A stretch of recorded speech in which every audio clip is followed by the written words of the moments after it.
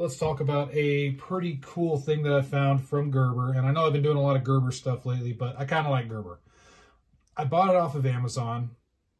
And it's cool because I didn't know about these until more recently. I always thought, well, if I'm going to upgrade from something like a Gerber dime, if I wanted to get something a little bit bigger, then I have to go to more of a full-size multi-tool, which is cool, but for some purposes, you know, I don't want to carry that extra bulk. This right here is the Gerber Armbar drive.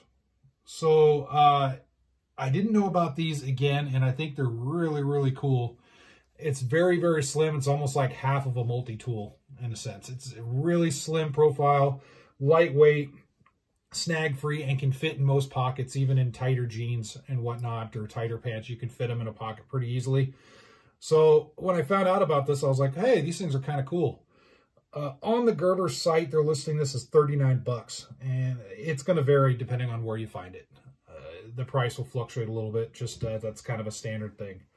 So just to read off just some quick specs, it's 0.7 inches wide, 3.6 inches long, and it's 3.1 ounces. So it's really light. It's a light multi-tool. It has a 2.5-inch blade with a frame lock, which I'll show here shortly. 2.5 extension bit driver with a 2-sided bit, which is going to be a Phillips and slot head. Has pry bar, bottle opener, hammer, scissor, and an awl. So it has some kind of neat things. It doesn't have pliers, of course, but, you know, it just depends on the person. You know, some people use the heck out of the pliers. Some people don't. So this right here, the first thing I'll show is the knife. So right here, I'll take this knife out. And one thing I noticed when you just open it like this, the frame lock, which is right here, I don't know if you can see that, the frame lock doesn't engage right away. You can see how it's not locked. What you have to do is hold it open and put just a little bit of pressure. I don't know if you heard that. There, the frame lock engaged. Now it's locked. I like that it does have a lock. Just one thing to notice on these that I'm seeing, just make sure that it is engaged before you start doing anything.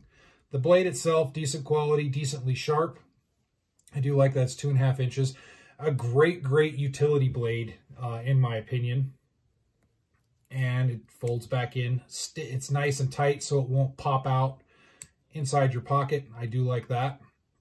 Coming over right here, you have your lightweight hammer, and that pops out, and you have like a bottle opener.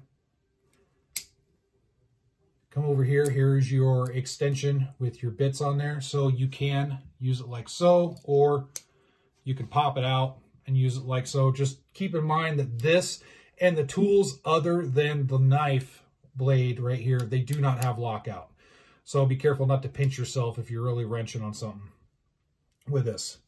Inside here you have an awl. There's the awl right there. Nice and sharp, good for picking and whatever you need to do with that. And this right here, this is kind of a neat deal. Let me fold this back in. This is the scissors, and it's actually a pretty decent pair of scissors. Sometimes they're an afterthought. When they put scissors on stuff, it's not really it's not a super big set of scissors or anything. It's just kind of like, hey, we put some scissors over here in the back, and if you got them, you got them. But these seem to be pretty good. So if you're into having scissors for whatever needs at work or whatnot, if that's your jam, then there you go. You have some pretty good sizable scissors there. Again, just like the other tools, with the exception of the knife, there's no lock. So there it is right there. It does come in different colors. This one's blue. I actually ordered the black one, but they sent me this blue colored. So this is probably going to go to my wife. She likes this color. So she'll probably carry this, and I may order another one in black and carry that one.